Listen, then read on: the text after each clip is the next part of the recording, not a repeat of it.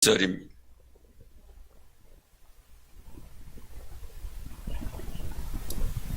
자, 우리 오늘은 한 목소리로 우리 같이 한번 봉독을 하겠습니다. 로마서 12장 1절, 신약성경 256쪽 봉독합니다. 그러므로 형제들아, 내가 하나님의 모든 자비하심으로 너희를 권하노니 너희 몸을 하나님이 기뻐하시는 거룩한 산 제물로 드리라. 이는 너희가 드릴 영적 예배니라. 주님의 이름으로 축복합니다. 지난 주에는 성경 말씀 누가복음 2장 15절에서 21절 말씀을 통해서 이루어진 일이라는 제목으로 말씀을 선포했습니다. 목자들 곁에 주의 사자가 서고 주의 영광이 두루 비추면서 크게 무서워하는 광경 속에 고요에 누인 아기에 대한 예언의 말씀을 듣죠. 하나님이 기뻐하는 사람들에게 예수님의 탄생을 통해 하늘의 영광을 드러내 보여주신 겁니다. 그 이루어진 일을 목자들이 즉시로 보러 간 사건을 통해서 말씀을 전해드렸습니다. 중요한 것은 우리가 하나님이 이루어진 일, 하나님이 이루어 놓으신 일을 보면서 사는 행복이 우리 사랑하는 성도들에게 넘치기를 바랍니다. 내가 집에 갔는데 누가 설거지를 다 해놨어요. 기분 좋을까요? 나쁠까요? 찬양대 보니까 얼굴에 만면에 웃음을 띱니다. 얼마나 행복해 할지. 정말 우리가 어떤 이루어진 일을 딱 보게 됐을 때 너무 기쁘잖아요. 여러분들 삶의 자리에 하나님이 이루어 놓으신 일들이 많이 보여지길 바랍니다. 그 일들을 위해서 우리가 기억할 것은 은혜는 잘 듣고 자꾸 전할 때 이루어진 일을 보는 자리로 가게 되는 거죠. 은혜로운 거 자꾸 전해야 돼. 두 번째, 들은 말씀에 헌신이 있을 때 이루어진 일을 보게 되는 기회를 얻게 된다는 거죠. 세 번째는 헌신의 기회를 잡아야 이루어진 일의 현장을 만들어가게 됩니다. 사랑하는 성도님들, 기회는 한 번이죠. 2022년 기회 이제 끝났어요. 2023년 한 해 동안 하나님께서 이루어 놓으신 일들을 많이 보는 은혜의 해가 되시기를 바랍니다. 오늘은 신년감사주일입니다. 1월 1일은 8일간의 성탄 축제가 끝나는 날이죠. 그러면서 한 해가 시작이 되는 날이에요. 그래서 기독교는 고대로부터요, 성탄절 지나고 8일 동안 축제를 지내며 기념해 왔어요. 또한 신년주일은 생후 8일 만에 예수님께서 정결의식을 치르며 그 이름을 받는 날이기도 했던 날입니다. 그래서 성탄절은 아기 예수가 육체적으로 오신 것을 기념하고, 1월 6일 주연절은 아기가 세상을 구원하고 다스릴 자로 계시되고 세상에 나타내 보인 주연절 그 날을 기념하게 되는 날입니다. 그러므로 오늘 우리 이 귀한 신년주일 예배에 성탄절 이후로 아기 탄생 예수를 다시 한번 기억하며 그 예수님과 함께 새해를 출발하는 귀한 삶이 되시기를 바랍니다. 오늘 본문 말씀은 너희 몸을 하나님이 기뻐하시는 거룩한 산 제물로 드리라. 이는 너희가 드릴 영적 예배니라 라고 말씀하셔요. 영적 예배라는 거예요. 육신의 예배가 있고 마음의 예배가 있고 영적 예배가 있다는 겁니다. 구약의 제사는 희생제물인 짐승을 죽여서 그 살과 피를 드리는 제사였어요. 그런데 오늘 이 본문 말씀 속에서 성경은 사도 바울을 통해서 신약의 제사는 구약과 다르다는 겁니다. 희생제사가 아닌 새로운 예배 개념을 제시하는 거죠. 즉 우리 자신을 거룩한 산 제물로 하나님께 드려야 한다는 말씀입니다. 이 말씀은 누구나 잘 알고 있는 말씀입니다. 그런데 우리가 이 새벽부의 이 말씀을 통해서 한 해 동안 우리가 어떤 모습으로 살아갈 것인가를 마음의 다짐도 하고, 그리고 또한 목표도 정하면서 정말 우리가 산재물이 된 아름다운 삶의 모습이 우리의 모든 생활 속에서 보여지는 역사가 있기를 바랍니다. 거룩한 산재물이 된다는 것은 한편으로는요, 타인을 위하고 존중하며 함께 기뻐하고 반응해주고 타인을 위해 희생하는 삶의 실천을 의미합니다. 배려라는 거죠, 배려. 또 한 가지는 배려만이 아니라 뭘 의미하냐면요, 다른 사람의 유익을 위해 내 손해를 감수하는 것. 그것이 바로 산재물의 모습입니다. 내 자존심이 망가질 때가 있고요, 스타일이 구겨질 때도 있고요, 아무런 보상이 없는 상황이랄지라도요, 하나님의 목적을 이루고 하나님의 거룩한 말씀이 이루어지고, 그리고 또한 하나님의 평강이 교회와 가정에 이루어진다면 그저 기뻐할 수 있는 것이 일상 속에서 내가 산재물이 되어져가는 귀하고 복 있는 삶이라는 거죠. 구약의 희생제사는 죄로 인해 끊어진 하나님과의 관계를 회복하는 거예요. 그게 목적이죠. 그런데 이제 우리 주 예수 그리스도께서는 이미 십자가의 사건을 통해 단번에 영원한 제물이 되셔서 하나님과의 관계를 영원토록 회복시켜 주셨어요. 화목하게 하셨죠. 그것뿐만 아니죠. 하나님 앞으로 나아가는 생명의 길을 열어주셨습니다. 늘 우리는 감사해야 됩니다. 왜냐하면 이 성전에 들어와 있는 것조차 감사해야 됩니다. 찬양대 앉아있고 하는 것 자체가 감사해야 됩니다. 왜요? 여기는 제사장만 들어오는 자리였습니다. 이 강단은 대제사장만 들어오는 자리였습니다. 현관 울타리죠. 성막 울타리는 제물이 없이는 못 들어오는 자리였습니다. 하나님께 드릴 제물이 있어야만 양의 문을 열고 들어왔기 때문입니다. 안 그러면 지금 말하면 주차장 밖에서 이 예배당 속에서 이루어지는, 경관 안에서 이루어지는 번제물을 사르는 번제단의 사건과 피 뿌리며 제사함을 구하는 그 역사들을 볼 수가 없었던 겁니다.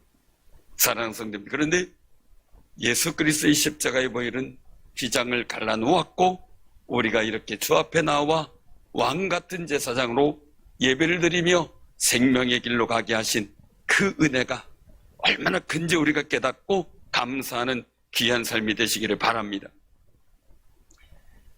하나님께서는 독생자 아들 예수를 주시기까지 우리를 사랑하셨어요. 세상을 사랑하셨어요. 예수 그리스도는 인류를 구원하기 위해 십자가를 지는 데까지 순종하고 그리고 십자가에서 죽으셨어요. 그럼에도 불구하고 우리는, 또 세상은 겸손해하지 않고 힘과 재물을 과시하고 자기만 드러내려고 하고, 그리고 또 하나님의 뜻을 따르기보단 세상의 뜻을 따라 세상을 사랑하는 그런 모습을 가질 때가 너무나 많이 있습니다. 정말 하나님의 뜻을 따라 하나님의 거룩한 영광을 우리가 이루어 가기 위해서는 내가 희생하고 내가 품어주고 나의 힘을 내려놓아야 한다는 겁니다. 또한 다른 사람과 교회를 섬기고 전도하기 위해서는 내가 희생적이고 품어주고 내가 가진 기득권을 내려놓아야 된다는 겁니다. 그게 산재물이 되는 과정이 되는 겁니다. 마크 트웨인이 쓴 왕자와 거지라는 아동소설이 있어요. 1547년을 배경으로 헨리 8세의 뒤를 이어 영국을 통치한 에드워드 6세의 소년 시절의 이야기를 우화한 동화입니다. 16세기 중엽 영국 왕실의 왕세자 에드워드 튜어더가 태어납니다. 동시에 런던시에는 가난한 켄트 집안의 아들 톰 켄트가 태어납니다. 둘은 이상하리만큼 일랑성 쌍둥이처럼 서로 비슷하게 닮았습니다. 그런데 에드워드는 왕세자로 백성들의 축복을 받으며 자라났고, 톰은 아버지와 할머니의 구박을 받으며 구걸하는 생활을 하게 됩니다. 빈민굴에 살지만 톰은 꿈이 있었어요. 왕궁 생활을 동경하며 왕자의 삶에 대한 책을 읽고 왕궁의 이 생활을 상상하며 잠이 들곤 했어요. 그러던 어느 날 왕자를 만나요. 얼굴이 비슷해요. 그러다가 보니까 옷을 한번 바꿔 입어보게 돼요. 옷을 바꿔 입은 자신과 왕자를 알아보지 못하는 병사로 인해서 톰은 자신이 꿈에 그리던 왕궁 생활을 하게 돼요. 그러나 톰이 이제 줄거리 내용이죠. 상상했던 왕궁 생활이 현실과 너무나 다르다는 것을 알게 돼요. 차라리 구걸하며 살았던 생활이 더 자유롭고 행복했다고 여겨지기도 합니다. 왕자 역시 갑자기 빈민굴로 보내져서 도덕 속을 농가 감옥 등을 전전하면서 실제 빈민들의 삶을 체험하고 자신의 왕위를 되찾으면 좋은 왕이 되겠다고 다짐을 하게 됩니다. 왕이 사망해요. 톰이 왕위를 이어받게 돼요. 그날 에드워드는 자신이 진짜 왕자임을 주장하고 사라진 국세의 위치를 정확히 말함으로써 왕위를 차지하게 됩니다. 이 동화를 보면서 그런 생각이 듭니다. 왕자가 빈민굴에 간 것처럼 예수님은 하나님의 아들로서 이 세상에 내려오셨습니다. 세상의 모든 생사고라, 생로병사, 그리고 또 모든 일들을 다 체험하셨고 결국은 멸시와 천대 속에 십자가의 죽음을 경험하십니다. 그렇지만 십자가에 죽으셨지만 부활하셔서 하나님 보좌 우편에 만왕의 왕으로 다시 올라가셨습니다. 그리고 우리의 중보자가 되셨습니다.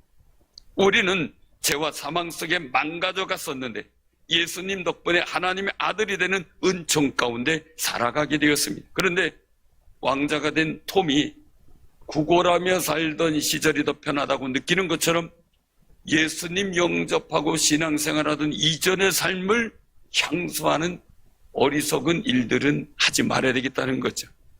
왜냐하면 톰이 만약에 끝까지 그 옛날 빈민굴의 일들을 향수하지 않고 자기가 스스로 왕자임을 생각하고 살았다면 어땠을까 하는 생각도 한번 해봅니다.